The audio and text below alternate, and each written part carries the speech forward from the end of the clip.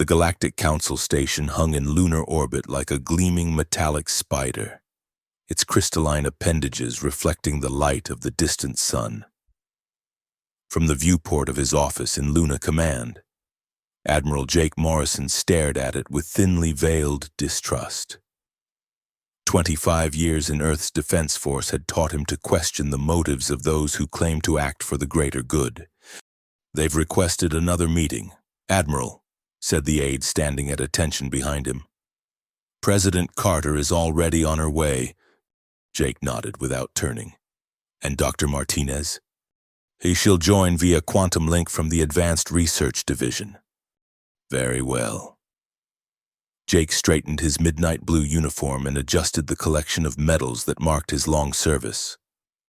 At 53, his once black hair was now streaked with silver, and lines of experience etched his weathered face. He'd served through First Contact, through the tense negotiations that followed, and through Earth's tentative integration into galactic society. And never, not once, had he fully trusted the Galactic Council. The conference room at Luna Command offered an even more impressive view of both Earth and the Council station. President Lisa Carter was already seated at the oval table when Jake arrived. At 48, she carried herself with the confident poise of someone who had risen to lead the United Earth government through sheer force of will and intellect. Her dark skin contrasted sharply with her silver-accented formal suit, and her close-cropped hair framed intense eyes that missed nothing. "Admiral," she greeted him with a nod. "I hope you bring good news from the Defense Force." "Routine patrols, Madam President. Nothing unusual to report." Jake took his seat across from her. "Though I'm curious about this sudden meeting. The Council doesn't typically make unscheduled requests." "Indeed." President Carter's expression remained neutral, but Jake noticed the slight tension in her shoulders. Whatever this was, it wasn't routine. The large display at the center of the table flickered to life, revealing the face of Dr. Alina Martinez.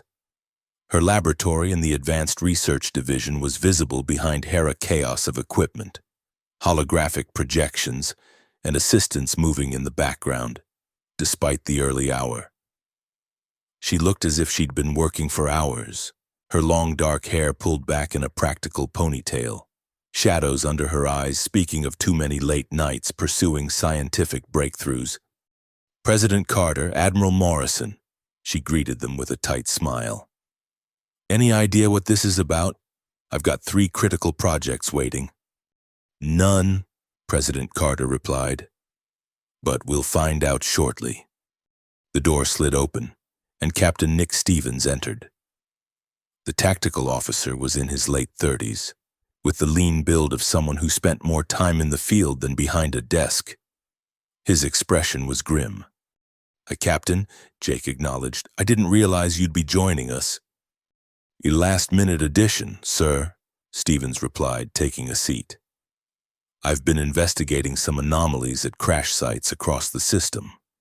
Before Jake could inquire further, the room's lighting dimmed, and a holographic figure materialized at the head of the table. High Arbiter Quell of the Galactic Council stood nearly 7 feet tall, his elongated frame draped in ceremonial robes that seemed to shift color with each movement. His gray-skinned face bore the distinctive ridges of the Zolian species, and his 4 eyes arranged in a diamond pattern blinked in unsettling asynchrony.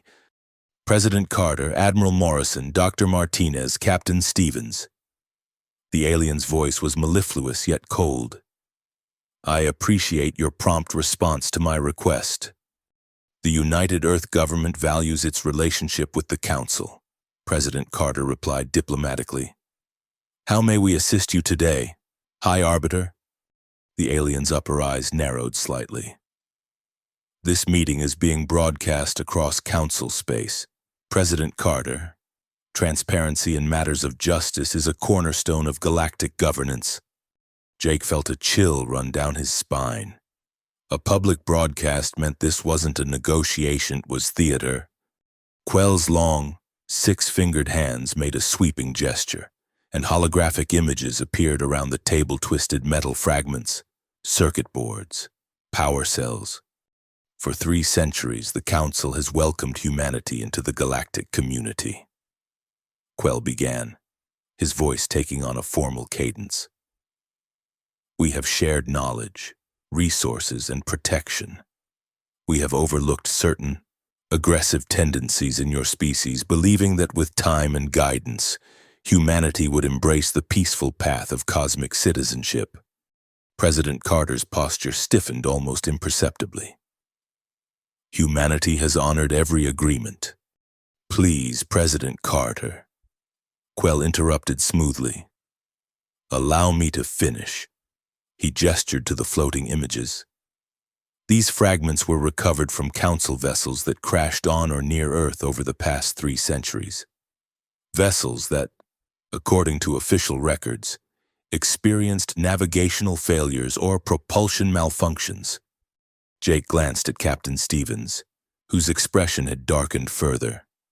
Our forensic analysis has determined that these were not accidents. Quell continued.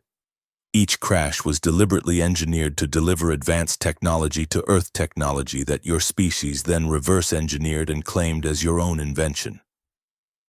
Dr. Martinez leaned forward, her face flushing with anger. That's preposterous. Every quantum computer design, every FTL communication system, every shield generator, I can show you the development history, the theoretical work. Falsified, Quell stated flatly. The evidence is irrefutable. Humanity has built its current technological standing on theft and deception. President Carter maintained her composure, though Jake could see the fire in her eyes. These are serious accusations. High Arbiter, if you have evidence, it should be presented through proper diplomatic channels, not as a public spectacle. The time for private diplomacy has passed. Quell replied. The Council has unanimously voted to demand restitution. All quantum computing systems, faster-than-light communication equipment, and shield technology must be surrendered to Council custody within 72 Earth hours. The room fell silent. Jake's mind raced through the implications. Earth's colonies spread across dozens of star systems depended on those technologies. Without them, supply lines would collapse, communications would fail, defenses would crumble. And if we refuse, President Carter's voice was steady, all 4 of Quell's eyes fixed on her. Then Earth will be declared in violation of sacred accords that your own representatives signed. You will be removed from Council protection, all trade will cease, and your species will be confined to your home system until proper restitution is made. Jake fought to keep his expression neutral as the magnitude of the threat sank in. Exile from Council space would mean starvation for distant colonies, diplomatic isolation, and vulnerability to species who weren't part of the Council's mutual defense pacts. 72 hours, President Carter. Quell concluded. The Council awaits your response. The hologram vanished, leaving the room in stunned silence. Captain Stevens was the first to speak. It's a setup. Those crash sites I've been investigating, they were staged, deliberately placed to make it look like we scavenged them. That's insane, Dr. Martinez interjected from the display. Why would the Council frame us for technology theft? President Carter rose from her seat, pacing slowly. Power, control. The same reasons anyone constructs a false narrative. She turned to Jake. Admiral, what's your assessment? Jake considered his words carefully. If we surrender those technologies, we lose autonomy. Our colonies would be at the Council's mercy. If we refuse, we face isolation at best, military action at worst. He met the President's gaze. Neither option is acceptable. Then we find a third option, President Carter declared. Dr. Martinez, I need you to gather every shred of evidence proving human development of these technologies. Patents, Research notes, prototype records, everything. On it, the scientist nodded. I'll pull in my entire team. Captain Stevens, continue your investigation of those crash sites. Find me proof they were staged. Yes, Madam President. She turned to Jake. Admiral, I need a complete readiness assessment of our defense capabilities, both in the solar system and at all colonial outposts, and activate Protocol Silent Watch. Jake nodded grimly. Silent Watch was a contingency plan developed for exactly this type of scenario: potential hostilities with superior forces. It involved the discrete positioning of Earth's military assets, activation of dormant defense systems, and preparation for asymmetric warfare. We have 72 hours to find a way out of this trap, President Carter said. I suggest we use them wisely. As the meeting disbanded, Jake remained seated, staring at the empty space where Quell's hologram had stood. After all these years of uneasy peace, the other shoe had finally dropped. Humanity was being backed into a corner, and cornered animals were always the most dangerous. He just hoped they'd be dangerous enough. The Advanced Research Division occupied a sprawling complex beneath the lunar surface. Dr. Alina Martinez strode through the central laboratory, barking orders as she went. I want every patent record, every research log, every prototype test result for quantum computing going back 300 years. Her voice carried over the hum of equipment and the murmur of concerned scientists. Same for FTL communications and shield technology. If human hands built it, I want documentation. Her assistant, Ben Rodriguez, jogged to keep up with her. The young hacker had been recruited more for his unorthodox skills than his scientific credentials, and he'd proven invaluable for accessing information others couldn't. I've already started compiling the patent records, he said, his fingers dancing across the tablet in his hands. But there's something odd about the Council's claims.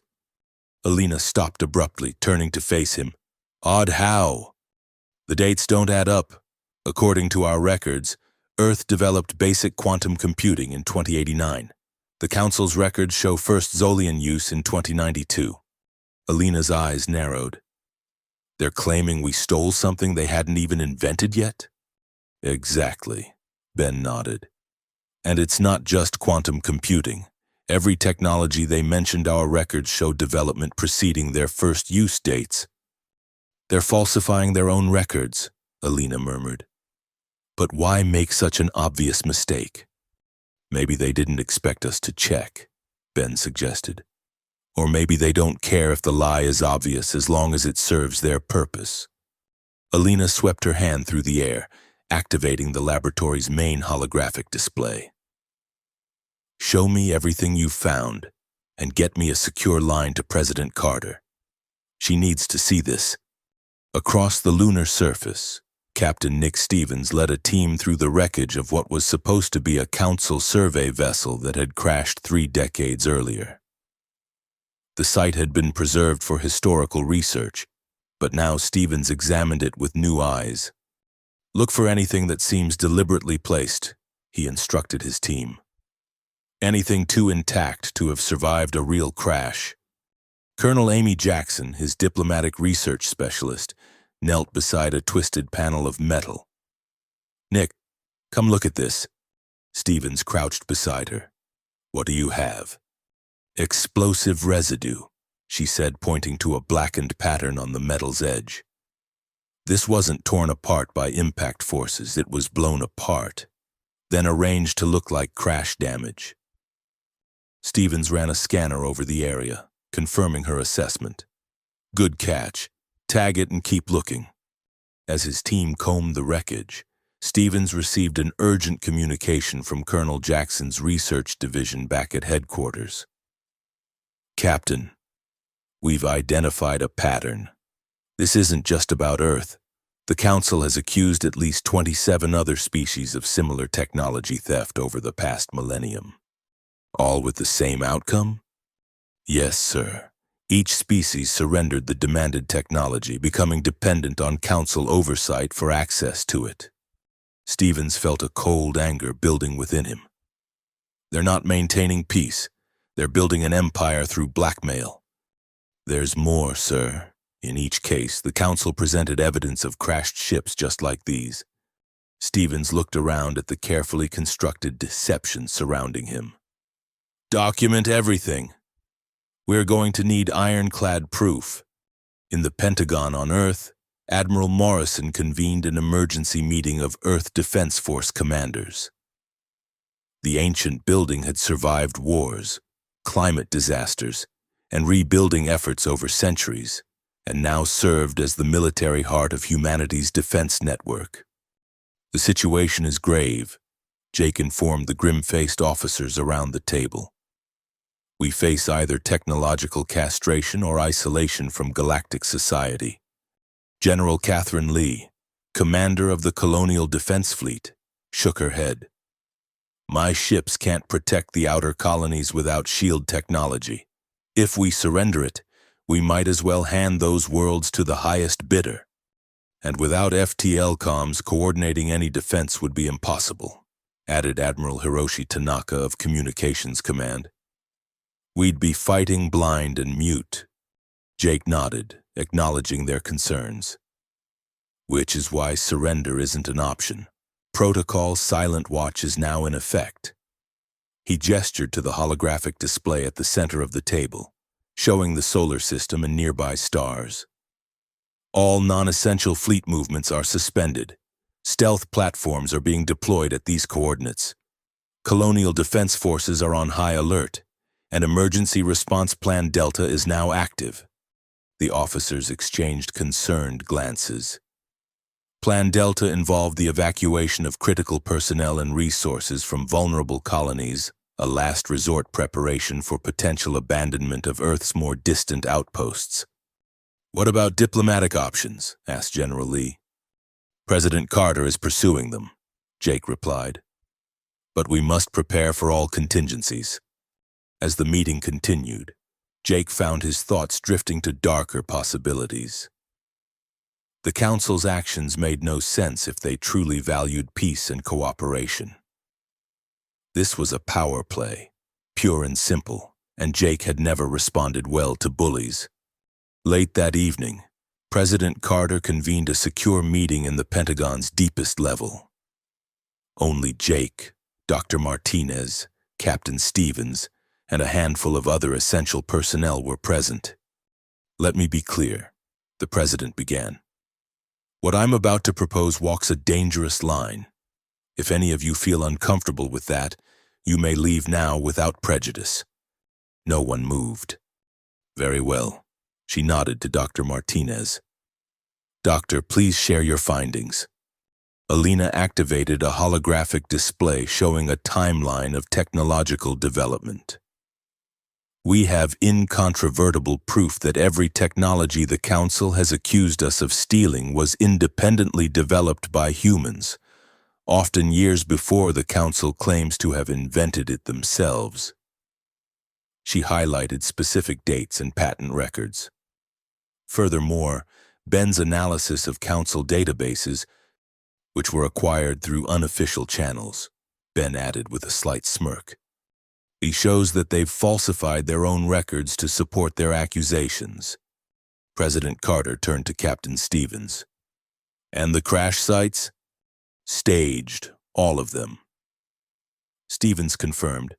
Explosive residue, deliberate arrangement of wreckage, planted technology.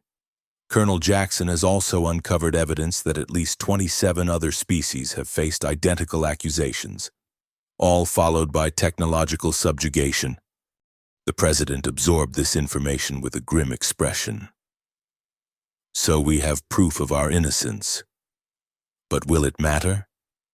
The Council has already made its judgment, publicly and unilaterally. They're not interested in truth, Jake said quietly. This is about power and control. Precisely. President Carter's eyes gleamed with determination. Which is why we're going to give them exactly what they want with a twist. She outlined her plan, a daring strategy that made Jake's military mind both appreciate its audacity and fear its risks. When she finished, the room was silent as each person processed the implications. "It's dangerous," Jake finally said. "If they discover our deception before we're ready, then we'll have tried and failed," the president acknowledged. "But the alternative is surrender or isolation. Neither is acceptable." Dr. Martinez leaned forward. "My team can embed the quantum trackers and shutdown codes. We'll need access to every piece of technology we hand over." "You'll have it," the president assured her.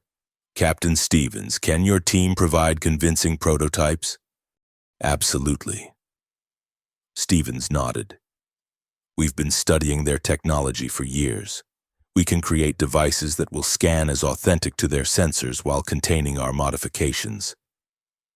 President Carter turned to Jake. "Admiral, this plan's success rests on your tactical positioning. Are you confident we can achieve the necessary deployment without detection?" Jake considered the question carefully. "Yes, Madam President. With stealth technology and careful timing, we can position our forces, but we'll be committing nearly our entire defense capacity to this operation. If it fails, we were doomed anyway," she replied firmly. "Begin preparations immediately. We have less than 60 hours remaining." As the meeting disbanded, Jake found himself alone with the president. She looked tired, the weight of humanity's future heavy on her shoulders. "Do you believe we're doing the right thing?" she asked quietly. Jake thought about the billions of lives depending on their decision, not just on Earth, but across dozens of colonies. "I believe we're doing the necessary thing, Madam President. Whether history judges it as right will depend on the outcome." She nodded, accepting his honest assessment. "Then let's make sure history records our victory. Admiral." The next 2 days passed in a blur of frantic activity. In laboratories across Earth and Luna, scientists and engineers worked around the clock, preparing special versions of the technologies demanded by the Council. Dr. Martinez personally oversaw the embedding of quantum trackers and shutdown codes in each device, ensuring they would function normally until activated. Captain Stevens and his team constructed an elaborate presentation of the prototypes, complete with genuine-looking research documentation that concealed the true nature of the devices. Every detail was scrutinized, every contingency planned for. Meanwhile, Admiral Morrison enacted the most delicate part of the operation. Under the cover of routine patrol movements, Earth's defense fleet repositioned itself throughout the solar system. Stealth platforms previously hidden in case of exactly this type of crisis were activated and moved into strategic positions. Colonial defense forces received encrypted instructions, preparing them for coordinated action. As the deadline approached, tension mounted. Council ships had taken up positions near Earth's major colonies, a not-so-subtle reminder of what was at stake. News of the Council's accusations had spread throughout human space, causing panic in some quarters and defiance in others. President Carter addressed the United Earth government in a closed session, securing their support for the plan without revealing its full details. Only a handful of people knew the complete strategy, a necessary precaution in case of Council surveillance. Jake found himself unable to sleep the night before the deadline. He stood in his office at Luna Command, staring out at the Council station. Tomorrow would determine the future of humanity and the galaxy. They would either emerge stronger or face consequences he preferred not to contemplate. A soft chime announced a visitor. He turned to see Dr. Martinez enter, looking as exhausted as he felt. "Shouldn't you be resting, Doctor?" he asked. "I could ask you the same, Admiral." She joined him at the viewport. "The modifications are complete. Every device contains our little surprises, and they'll pass inspection." They'll function exactly as expected until we activate the shutdown sequence. She rubbed her eyes. I've triple-checked every component. The Council won't detect anything unless they completely disassemble them, which they won't do in a public ceremony. Jake nodded. Good work. They stood in silence for a moment, watching the distant Earth turn slowly against the backdrop of stars. Do you think they'll retaliate? Alina asked softly. Almost certainly, Jake replied, but not in the way they expect to. She smiled grimly. Then I'll see you tomorrow, Admiral, for the grand performance. The ceremony was scheduled for noon Earth Standard Time on Luna Station, a neutral facility adjacent to both Luna Command and the Council Station. President Carter insisted on the location, arguing that the handover of such valuable technology should occur on neutral ground, though in reality, Luna Station offered tactical advantages for their plan. The Great Chamber had been prepared with ceremonial flourishes from both human and council traditions. A raised platform held display cases for each technology to be surrendered. Council representatives from a dozen species stood in formal array, their varied physiologies creating a colorful tableau of galactic diversity. High Arbiter Quell presided, his tall frame dominating the proceedings. Jake noted the subtle satisfaction in the alien's posture, the confidence of someone who believes victory is assured. President Carter led the Earth delegation, with Jake, Dr. Martinez, and Captain Stevens flanking her. Behind them, a procession of scientists and military officers carried the prototype devices on ceremonial trays. President Carter, Quell's voice echoed through the chamber. Has Earth prepared the technologies as required by Council decree? President Carter stepped forward, her expression dignified. The United Earth government has prepared the prototype models of all technologies named in your accusation. Jake noticed her careful wording, not an admission of guilt, not a denial, simply a statement of compliance. Before we proceed, she continued, I wish to state for the record that humanity maintains its claim of independent development of these technologies. We comply with the Council's demand under protest and reserve the right to present evidence of our innocence at a future hearing. Quell made a dismissive gesture. Your protest is noted. The Council's judgment stands. Please proceed with the transfer. At President Carter's signal, the procession moved forward. One by one, the prototype devices were placed in the display cases, quantum computer cores, FTL communication arrays, shield generator matrices. Dr. Martinez stepped forward to provide technical specifications for each item, her explanations detailed and precise. Jake knew she was playing for time, allowing the final military assets to move into position according to their plan. As the last device was placed, Quell approached the platform. The Council acknowledges receipt of these technologies. In accordance with the sacred accords, Earth is hereby directed to surrender all remaining examples of these technologies within 7 standard days. Council inspectors will verify compliance on all Earth territories. A moment. High Arbiter. President Carter interjected. As you can see, we have honored your demand in good faith. Before proceeding further, I believe it would be appropriate to address the evidence we have gathered regarding the true origin of these technologies. Quell's upper eyes narrowed. The Council has made its determination. President Carter, then this is not a trial. No, she agreed, and it is not. But since this proceeding is being broadcast throughout Council space, transparency would seem appropriate. She activated a holographic display, showing the timeline of human technological development. These records clearly show... Enough, Quell interrupted. This ceremony is concluded. The Council will take possession of these technologies immediately. He signaled to his aides, who began securing the display cases. President Carter exchanged a subtle glance with Jake. It was time. A high arbiter, she said, her voice carrying across the chamber. Before you leave with what you have demanded, there is something you should know. Quell paused, his four eyes fixing on her with irritation. What is that, President Carter?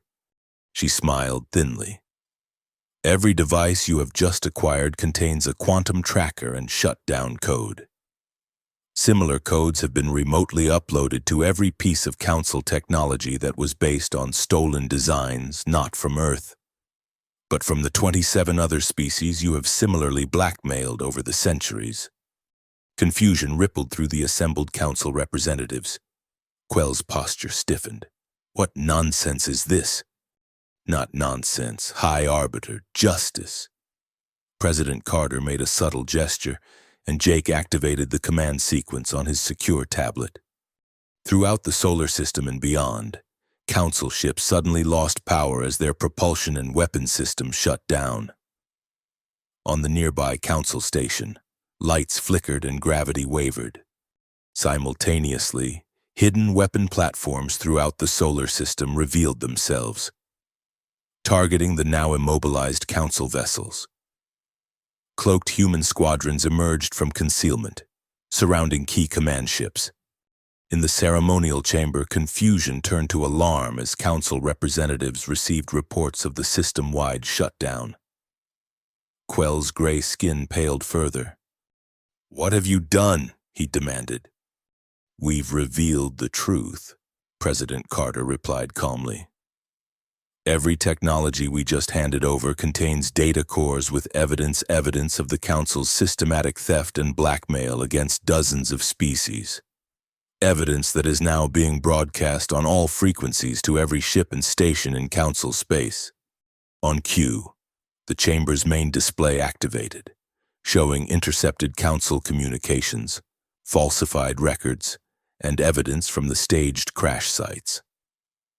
Most damning were the internal Council directives outlining the strategy of technological subjugation that had been used against species after species. "This is outrageous," Quell sputtered. "You have committed an act of war against the Council." "No. High Arbiter," Jake stepped forward. "We have exposed your crimes to the galaxy. Look around you." Throughout the chamber, Council representatives were receiving communications from their homeworlds, many reacting with shock and anger as they learned of the deception perpetrated by the Council leadership. Most surprising was the reaction aboard the Council ships. As the evidence spread through their communications networks, many crews themselves from species that had been victimized began to mutiny against their commanders. Quell seemed to shrink before their eyes, his confident demeanor crumbling. "You don't understand," he hissed. "The Council maintains order. Without our guidance, the galaxy would descend into chaos. Order built on lies is tyranny, not governance."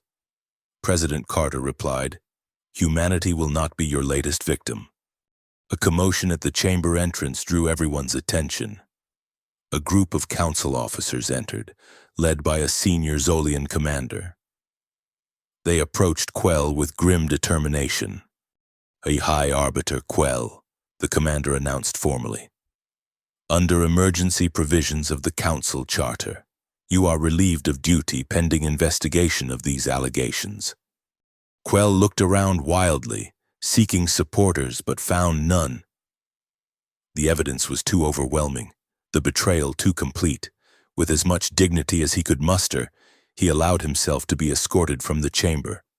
In the silence that followed, President Carter addressed the remaining Council representatives. "What happens next is up to you. Earth has no desire for vengeance or dominance. We seek only justice and true cooperation." One by one, the representatives approached her, many offering apologies for their unwitting participation in the Council's scheme. Several immediately pledged to advocate for a full investigation and reformed galactic governance. As the diplomatic discussions began, Jake moved to a secure communication station to check on the military situation. Reports were coming in from throughout the solar system and beyond. Council ships were standing down, many crews requesting asylum or offering surrender. The few that attempted resistance found themselves outmatched by Earth's strategically positioned forces. The gamble had paid off. Earth had turned the tables on its would-be subjugators, and in doing so, had liberated not just humanity but potentially dozens of other species from Council control. Jake felt a presence beside him and turned to find Dr. Martinez looking at the tactical display. "It worked," she said quietly, wonder in her voice. "It actually worked." "Your modifications were perfect," Jake acknowledged. "Without those trackers and shutdown codes, this would have been impossible." She shook her head. "It wasn't just the technology, it was the courage to use it." She gestured toward President Carter, still engaged in intense discussion with the Council representatives. "And the wisdom to seek justice rather than revenge." Jake nodded thoughtfully. After decades of military service, he had seen how easily victory could be squandered through arrogance or cruelty. What happened in the coming days would determine whether today's triumph led to a lasting peace or merely shifted the balance of power. For now, though, Earth had won not through superior firepower, but through a combination of ingenuity, evidence, and moral clarity. It was a victory Jake could be proud of. The following days saw a flurry of diplomatic activity unprecedented in Earth's history with the galactic community. As news of the Council's deception spread, representatives from dozens of species arrived at Luna Station seeking alliance with Earth and redress for past injustices. The Council bureaucracy effectively collapsed as member species withdrew their support. High Arbiter Quell and his inner circle faced charges of corruption, manipulation of evidence, and violation of the very sacred accords they had used to control others. President Carter, recognizing the danger of a power vacuum, convened an emergency conference on Earth.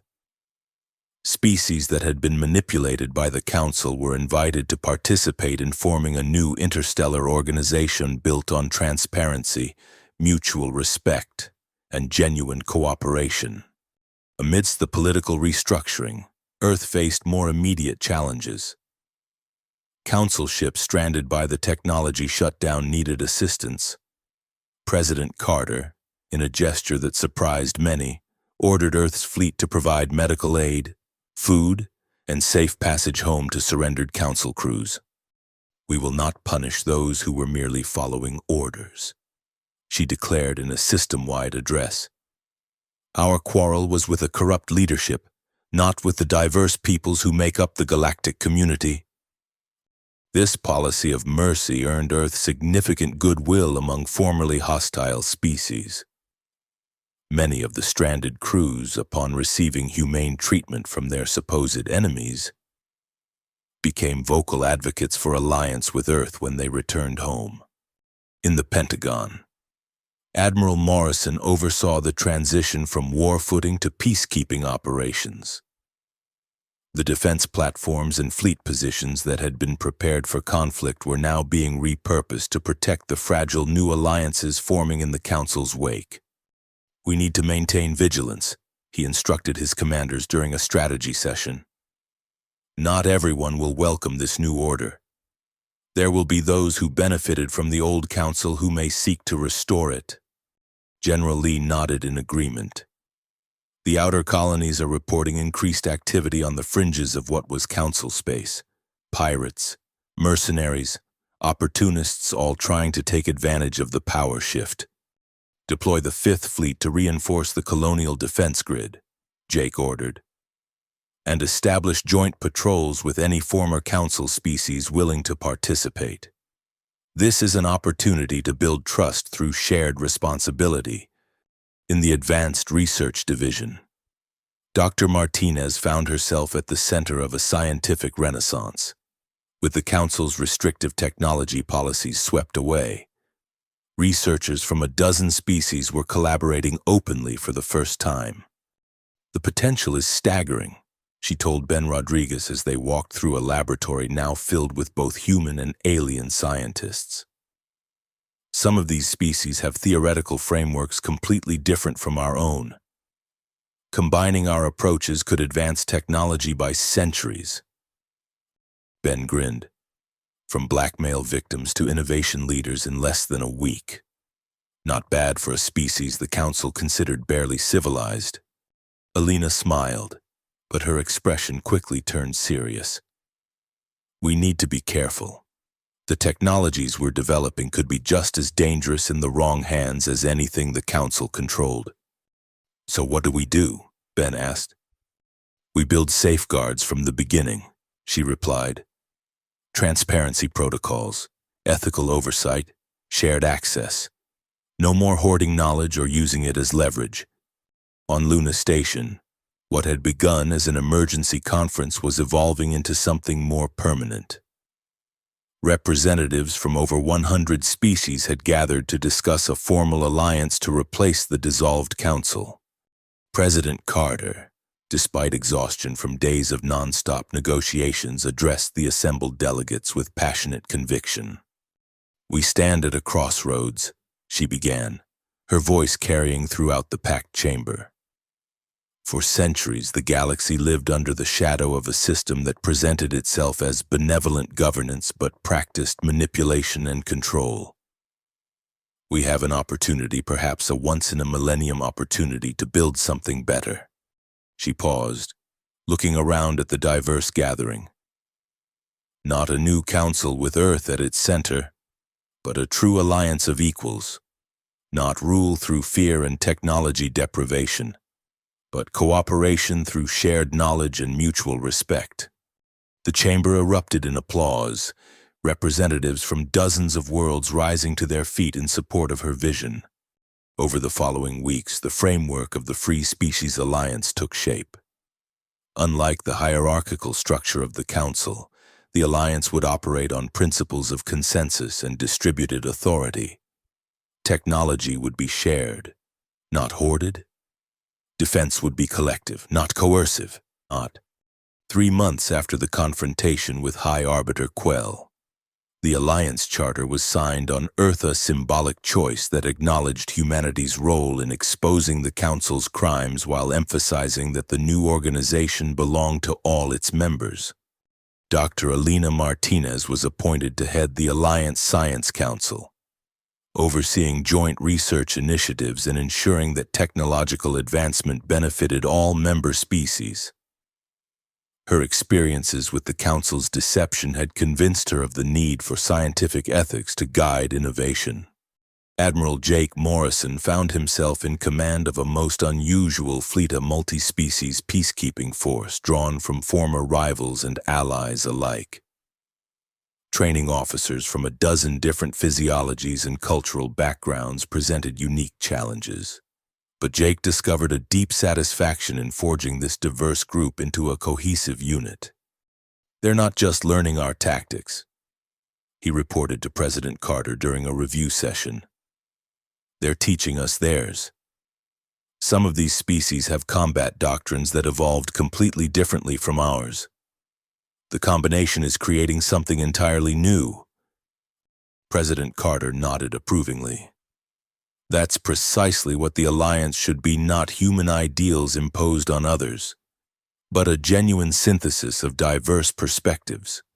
As the former Council Station was being repurposed as Alliance headquarters, President Carter addressed a triumphant assembly of representatives, military officers, and civilians from across known space.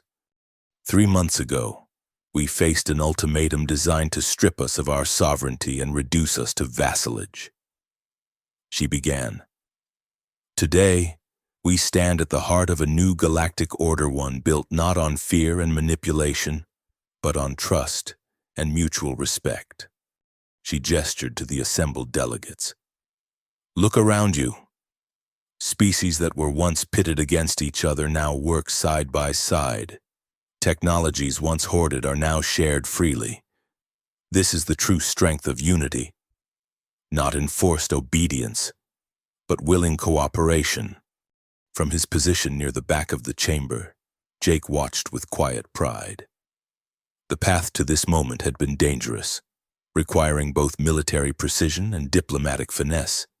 Yet they had succeeded without firing a shot, defeating the council not through superior firepower but by exposing the truth. As the ceremony concluded, Jake stepped out onto an observation deck overlooking Luna's barren landscape. In the distance, the old council station, now empty and silent, drifted past, its once imposing silhouette now just a monument to a bygone tyranny. Dr. Martinez joined him, following his gaze to the abandoned station. Hard to believe that just a few months ago, we were facing technological confiscation and isolation. Jake nodded. Even harder to believe we're now leading a galactic alliance. Not leading, she corrected gently. Participating, that's the difference between us and the council. True enough, Jake acknowledged. Though I suspect Earth will continue to play a significant role, we've earned both respect and gratitude from many species. And suspicion from others, Alina added pragmatically. Not everyone is convinced of our benevolent intentions. Which is healthy, Jake replied. Skepticism keeps power in check. The moment we start expecting deference rather than earning trust, we'll be on the path to becoming what we overthrew. They stood in companionable silence, watching Earth rise over the lunar horizon. The blue-green world that had nearly been isolated from galactic society now stood at the center of a new interstellar community. What happens next? Alina asked quietly. Jake considered the question. We build, we learn, we remain vigilant. He turned to her with a rare smile. And perhaps, for the first time since humanity reached the stars, we can do so without looking over our shoulders. In her office at the United Earth Government headquarters, President Lisa Carter reviewed the latest reports from across Alliance space. Colonial supply lines were being restored. Joint scientific ventures were yielding promising results. Former council worlds were establishing democratic governments. There were challenges. Of course, rogue elements of the former council military had gone into hiding. Some species remained skeptical of the Alliance's intentions. Ancient rivalries didn't disappear overnight simply because the council had fallen. But for the first time in centuries, the galaxy was moving toward genuine cooperation rather than enforced compliance. From deception and fear, they had indeed forged something built on trust. As night fell over Earth, lights came on in settlements across the solar system and beyond, human colonies and alien outposts alike. All part of the same ambitious endeavor. The Council had tried to blackmail humanity, expecting submission or isolation. Instead, they had received a lesson in justice that had transformed the galaxy.